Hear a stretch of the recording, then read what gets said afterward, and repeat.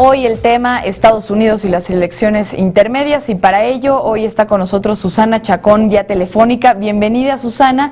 Es realmente un placer tenerla pues en este espacio y hoy con el enorme pretexto de platicar con usted sobre las elecciones intermedias de Estados Unidos y lo que en ellas pues ocurre para esta tarde. ¿Qué tal, Paola? Buenas tardes y buenas tardes al auditorio. Muchas gracias por la invitación. No, muchas gracias. Y bueno, pues, a ver, primero que nada, habría que tener una imagen un poco más clara sobre cuáles van a ser los estados clave en los que nos tendríamos que estar fijando, sobre todo los estadounidenses, en el caso de esta elección del Senado, sobre todo, que pareciera ser la pieza clave, y por qué serían esos estados. Se habla en algunas ocasiones de que algunas de las más apretadas podrían ser Alaska, Arkansas, Colorado, Iowa, Georgia, en fin, pero quisiera preguntarle directamente a usted cuál le parece que serían claves en esta ocasión. Sí, Paola, mira, hay varios de los estados, dos en particular que son muy importantes, que es el estado de Luisiana y el estado de Georgia, que son los que nos están dejando ver en este momento que posiblemente las elecciones no se van a resolver el día de hoy, y tal vez nos vamos, en el caso de Luisiana, hasta diciembre, y en el caso de Georgia hasta enero. ¿Por qué? Porque las votaciones están realmente muy cerradas. Todo lo que fue la votación temprana, que es un proceso que se tiene en Estados Unidos y que es ajeno a lo que nosotros conocemos como el sistema electoral en México, les permite a ellos votar en adelantado semanas o meses, dependiendo de cada uno de los estados, previos al 4 de enero. Entonces, ya con estas votaciones, con el resultado de estas primeras votaciones, se veía claramente que iba a estar demasiado cerrada la elección en estas intermedias, en estos estados. El caso de Alaska, como bien mencionabas, también es muy importante, pero yo me iría todavía a otro que todavía puede ser muchísimo más clave, que es el estado de Colorado. El estado de Colorado, que como sabemos es un famoso swing state, o sea, el famoso estado que está como en la balanza, que en determinado momento puede cambiar completamente la votación total del Senado y irse para un lado u otro de la balanza. Todavía hoy en la mañana como que estaba muy incierto hacia dónde se iba el estado de Colorado, y por eso es interesante, porque ahí sí el peso latino puede cobrarle a Obama el no haber hecho nada por la reforma migratoria en estos últimos años, pero al mismo tiempo también lo que podría suceder es que están tan molestos también con los republicanos, que en el último de los momentos, dado que se tienen mucho más afinidades con los demócratas que con los republicanos, votaran hacia lo que conocemos como los azules. Sí. Entonces, hasta el final del día de hoy sabremos realmente cuál es ahora sí que el escenario más viable para el resultado final, pero esto no quiere decir que vamos a tener ya el total de las elecciones, ¿no?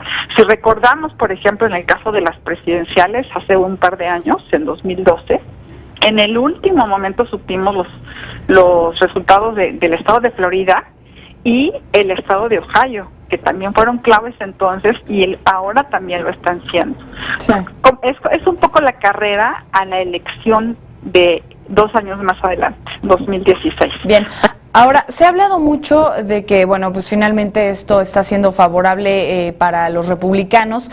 La pregunta sería, ¿qué ha hecho estas elecciones tan favorables para los republicanos? O más bien la pregunta debería ser, ¿cuáles son los errores de Obama que son imperdonables para el electorado, que hoy pues está decidiendo si quitarle o no la tranca al presidente para que pueda gobernar? Porque mucho también se ha aclarado que básicamente ya las elecciones intermedias en esta ocasión se tratan de castigar o premiar a Obama. Esa es una interesante pregunta, porque es muy difícil responderla si nos quedamos en el corto plazo, y yo les pediría ahí que viéramos un poquito el momento en donde empieza Obama, que es 2008, ¿no? En 2008, una vez que es la gran euforia por su elección, hay un gran error, considero, Paola, que no llevó con decisiones de fondo muy distintas, que fue la situación de haber no nada más roto con las dinámicas que venía tomando como decisiones el gobierno de Bush, sino haber propuesto un modelo económico alternativo que no lo hizo. ¿Y qué es lo que le está ocasionando en este sentido en 2014? Al mantener el mismo sistema tanto en lo político como en lo económico. Recordemos que varios de los secretarios de Estado de Bush se mantuvieron en puestos distintos, pero también como secretarios en las dos administraciones de Obama. Esto nos lleva a ver que el sistema fue mucho más fuerte que él y que él no pudo romper ni proponer un modelo distinto. Entonces, el resultado, como lo vimos con Bush, es que no se iba a resolver ahora sí que los bolsillos de la población, y no se iban a tener ni niveles salariales mejores, ni niveles de empleo mejores. Ha mejorado un mínimo % la economía, por supuesto que sí, pero esto no es por las medidas drásticas que tuvo que haber tomado Obama en 2008-2010, sí, sino por la dinámica general del mercado y por la dinámica completa de lo que es la economía, ¿no? Sí. Entonces aquí ese es uno de los principales errores, ¿no? Esto no ven todavía la población en el día a día un resultado distinto en sus bolsillos, y esto les ha pegado a un descontento muy fuerte. Ahora, esta parte de los aciertos y los desaciertos también deja como rezago un electorado que no está del todo motivado, o al menos no todos están motivados, porque este electorado de las elecciones intermedias es significativamente más blanca y de tendencia republicana que, al menos en las presidenciales, que prácticamente todos salían a votar. Ahora pareciera que les falta a los hispanos y a los afroamericanos motivación para apoyar a su presidente. ¿Lo considera de esta manera? Ese es un elemento, pero en general, Paula, siempre las elecciones intermedias, en todo lo que es el sistema electoral de Estados Unidos, en la historia del sistema electoral, las intermedias, la afluencia de votantes es muchísimo menor que las presidenciales. Siempre. Pero ahora se suma efectivamente el que los hispanos, por ejemplo, pues están realmente muy cansados de que se les haya utilizado como se les utilizó en la primera y en la segunda elección de Obama, en 2008, en 2012, con esta gran promesa de la reforma migratoria, y bueno, se sienten utilizados, ¿no? Claro. Entonces, en el caso, por ejemplo, de Colorado, en donde sí se puede decir que el voto hispano puede ser importante, que no sucede con los demás, porque sí, como bien mencionas, la población blanca, la población mucho más adulta, sí son los que están teniendo una afluencia mucho mayor en las votaciones. Digo, nada más hay que ver las fotos, como bien lo mencionaste hace un momento, pero también en parte es porque en sus estados o no se está votando la mayoría de los temas que mencionabas hace un momento, o no se está votando por gobernador, o no se está votando por la tercera parte del Senado, ¿no? Sí. Entonces, el voto es mucho más blanco que hispano o afroamericano, ¿no? Bien. Ahora, más allá de quién vaya a controlar el Senado de los Estados Unidos después de estas elecciones, pues también hay otras que pueden cambiar la vida de la gente estadounidense, específicamente en varios estados, en temas como lo que adelantábamos, la marihuana.